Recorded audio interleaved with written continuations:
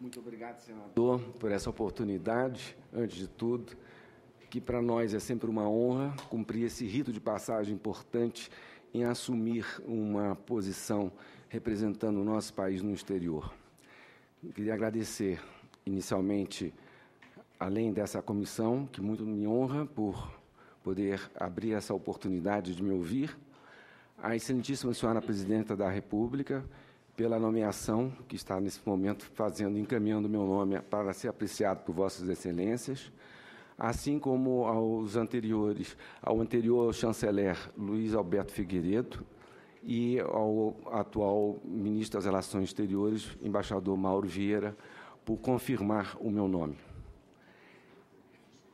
A República da Guiné Equatorial, para a qual, caso seja aprovado, estarei eu assumindo a posição, na qual estarei assumindo a posição de embaixador, como os senhores podem observar, é um país muito pequeno geograficamente.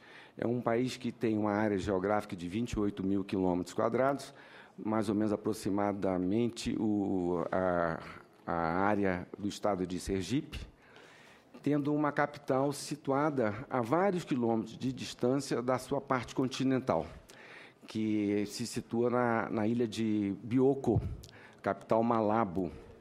É um país, portanto, que está entre a Nigéria, os Camarões e o Gabão.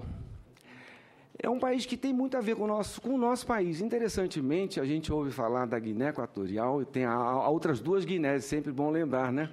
A Guiné-Bissau, a Guiné Portuguesa, que se situa na África Ocidental, a leste e ao sul do Senegal, a leste do continente africano. Mais abaixo dela, a Guiné-Conakry, a Guiné Francesa, propriamente dita, e a Guiné Equatorial, com essa particularidade de ser o único país em todo o continente africano de língua espanhola.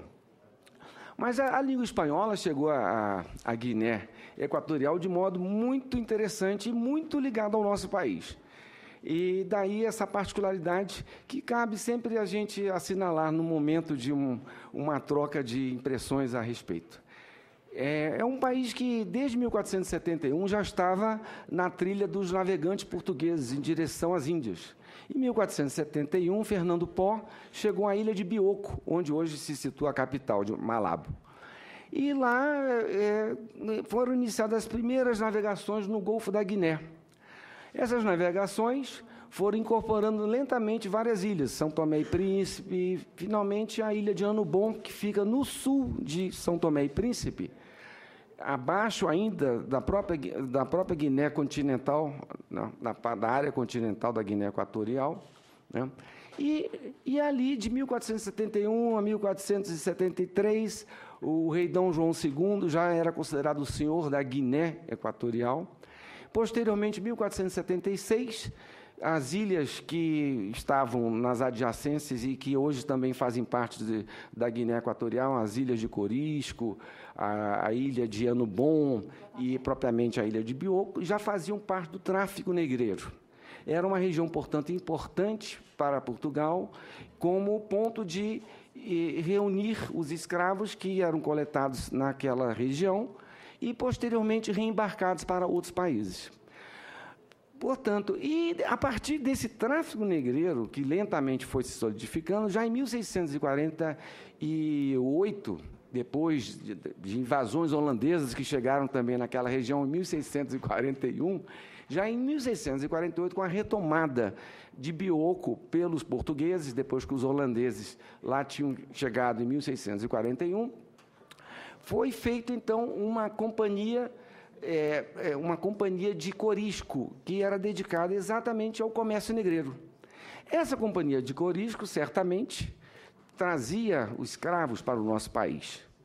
Curiosamente, a Guiné Equatorial também transformou-se em um dos pontos mais importantes da formação do nosso país, através desse tráfico humano que foi muito intensificado exatamente pela nossa cultura de açúcar e pelas necessidades de desenvolvimento da colônia do Brasil. A história vai evoluindo, e até que, no momento mais ainda significativo da nossa formação territorial, quando os espanhóis ocupam a ilha de Santa Catarina, em 1777, ou no começo de 1777, foi feito, então, um acordo entre as potências ibéricas, Portugal e Espanha. Havia uma parte do sul brasileiro, que já estava ocupado pelos portugueses, e a outra parte pelos espanhóis, uma disputa pela colônia de Sacramento, por parte dos 7 povos das Missões, no Rio Grande do Sul.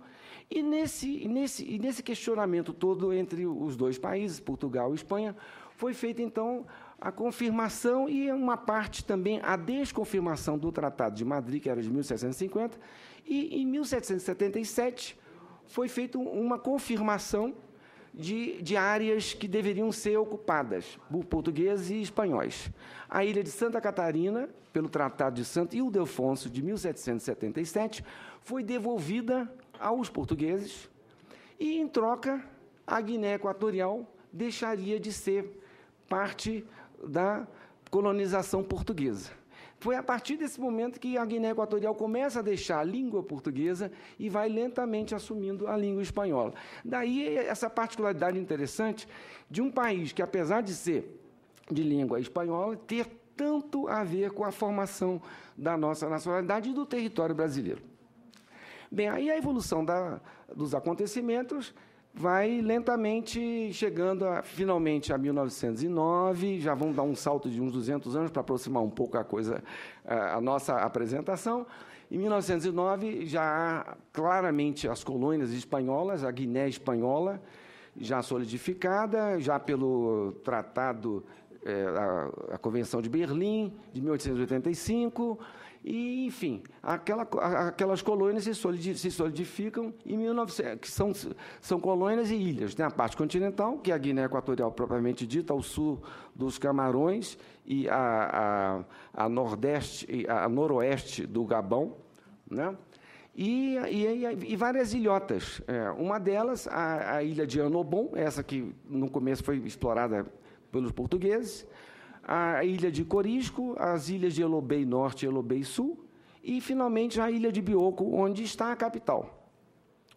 O fato é que essas ilhas foram sendo transformadas em províncias ultramarinas e, efetivamente, já em 1959, pela evolução política espanhola, já estavam com governos autônomos.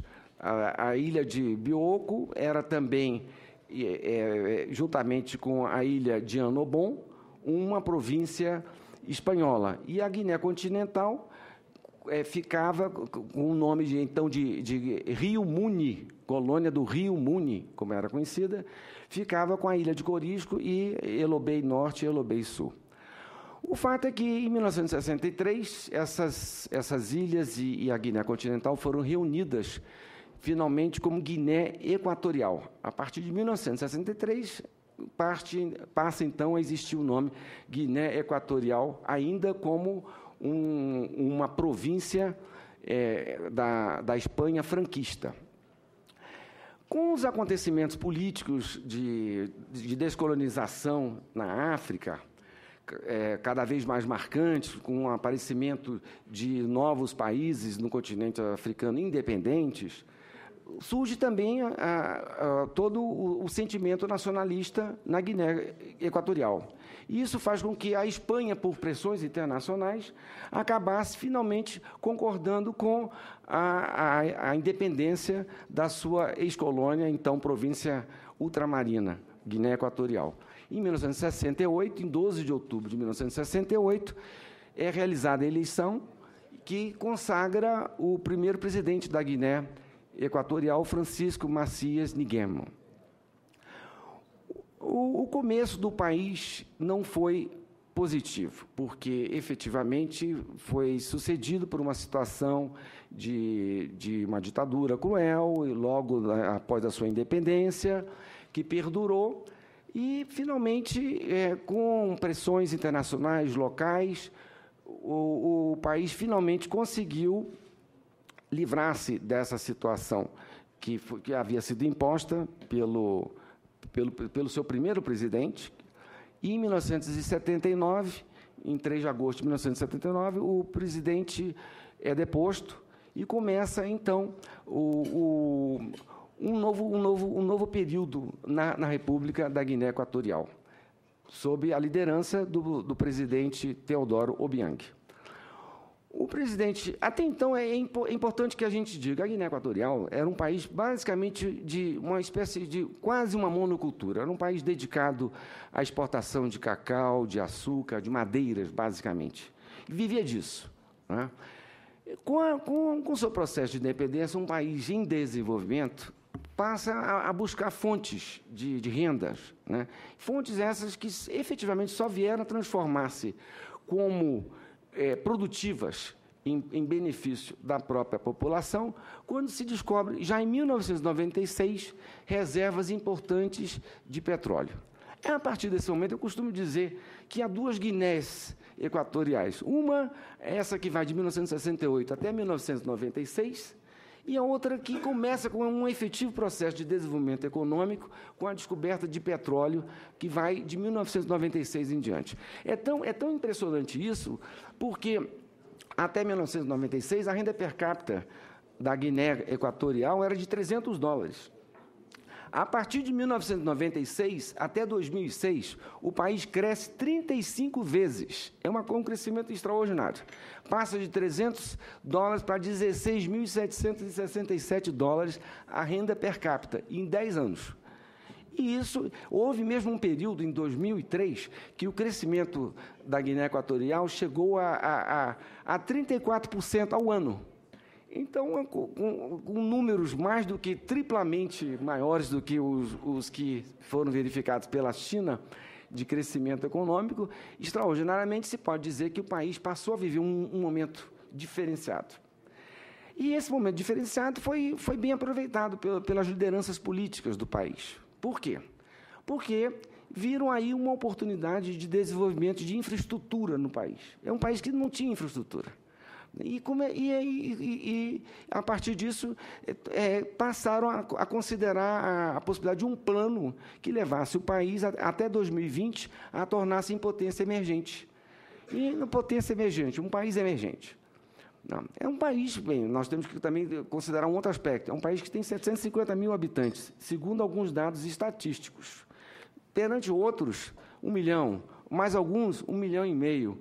Na verdade, há que se reconhecer também que as estatísticas não são muito confiáveis. Isso dito pelo FMI, pelo Banco Mundial, não essas estatísticas a que eu cheguei a me referir de produção de petróleo. O país hoje está com uma produção de 260 mil barris de petróleo por dia, já chegou a 340 mil, mas por falta de desenvolvimento de alguns poços, houve realmente uma queda recente para 260, mas com grandes perspectivas, o potencial ainda continua grande, e há a possibilidade de se retomar essa exploração petrolífera em breve também para números mais avantajados.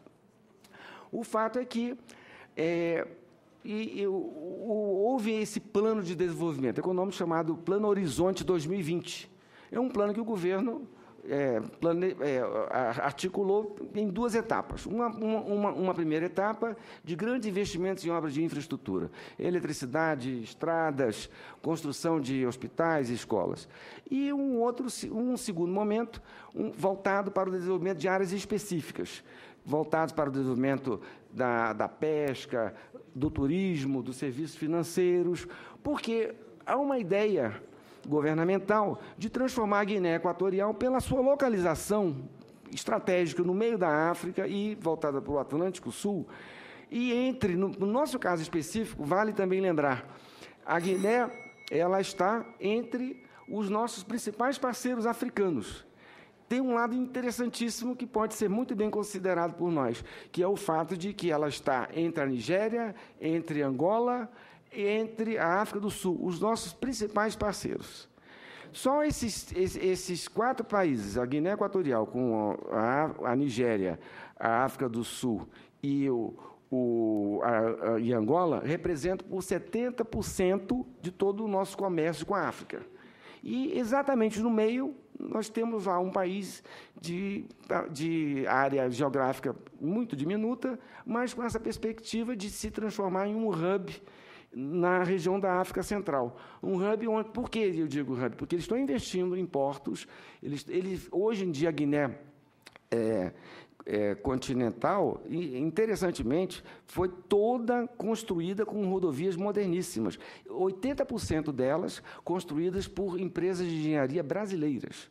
Esse é um dado também que volta de novo a nos aproximar da Guiné Equatorial. Houve esse primeiro momento histórico, né, em que a Guiné traz a etnia africana para o Brasil, ajuda também a promover a etnia africana no nosso país e a troca com Santa Catarina, e agora esse momento posterior de desenvolvimento econômico que vive o país, com essa presença de grandes empresas de engenharia brasileira e de outros países igualmente, mas com essa importante participação de empresas de engenharia brasileira nesse processo de infraestrutura do país. Bem, enfim, eu poderia dizer aos senhores, e a nossa embaixada? O que ela pretende com isso tudo aí? Bem, nós estamos diante de um país que, efetivamente, agora está num processo de consolidação, graças a esse impulso importante que lhe foi dado pelo desenvolvimento das jazidas petrolíferas. Tá? O nosso país tem grandes perspectivas de promover exatamente o seu intercâmbio, que já é um intercâmbio elevado. Hoje nós temos um intercâmbio que já foi de 90 milhões de exportações, há 2 anos atrás, em 2012, a 60 milhões ano retrasado, e em 2014 chegou a 56 milhões de exportações brasileiras, com importações de petróleo na faixa de $1 bilhão. Ano passado, 1 bilhão e 100, ano retrasado, $1 bilhão. Portanto, um intercâmbio comum de cerca de $1 bilhão e 200 mil ao ano. E com grandes perspectivas de desenvolvimento com esse lado, né, que está planejado pelas autoridades do país de chegar a uma nação emergente em 2020 com a segunda etapa do Plano Horizonte 2020. Esse plano voltado para o desenvolvimento de áreas específicas do país, de maneira a consolidá-lo como um hub na África Central. Diante dessas características, a nossa embaixada pretende, caso eu tenha a honra de ser confirmado por Vossas Excelências, desenvolver 2 áreas de atuações importantes. Uma, na área de promoção comercial, onde, sem dúvida alguma, há um trabalho muito importante a ser desenvolvido. Nós temos um apoio do Ministério das Relações Exteriores indiscutível no tocante às empresas brasileiras que estão lá, apoio esse que deverá ser aprofundado, sobretudo no sentido de estimular o comércio, já que a área de serviços está muito bem servida. A área de serviços nossas hoje lá tem trabalhos a serem ainda implementados da ordem de $5 bilhões, só em serviços brasileiros, na área de engenharia, construções que vão de cidades a infraestruturas da nova capital que está sendo construída. Eles estão também construindo uma nova capital no interior do país, e isso tudo serve de estímulo ao nosso comércio, ao comércio com o Brasil. País que, antes de tudo, é visto com uma simpatia extraordinária pelos equato-guineenses. Um outro aspecto que, sem dúvida, chama a atenção é o cultural. Com esses laços étnicos e com exatamente a entrada do país, em 2010, o português transformou-se em língua oficial no país, a despeito de o país ser basicamente um país de língua espanhola e também ter o francês como sua língua oficial. O português também, graças a todo esse estímulo que o governo da Guiné Equatorial tem pelo nosso país, e igualmente pelos laços fortes que hoje em dia existem, o português também se transformou em língua oficial, e no ano passado, em 23 de julho de 2014, o país passou também a pertencer à comunidade país de língua portuguesa. Um pleito, aliás, que já era perseguido pelos equato-guineenses há 10 anos. Finalmente, com o apoio dos demais membros africanos e, efetivamente, com o apoio brasileiro, que igualmente teve o consenso português, foi possível, no ano passado, saudar a entrada da Guiné Equatorial como membro da comunidade país de língua portuguesa. Enfim, senhores, era só uma breve apresentação sobre o que pode ser feito nessa área de desenvolvimento entre o Brasil e a Guiné Equatorial. Portanto, temos muito a desenvolver na área de promoção comercial, na área cultural, indiscutivelmente um trabalho imenso a ser desenvolvido com todo esse estímulo que há entre um país de língua portuguesa e outro que acaba de ingressar na comunidade de língua portuguesa. E, enfim, me encontro inteiramente à disposição dos senhores. Muito obrigado pela atenção.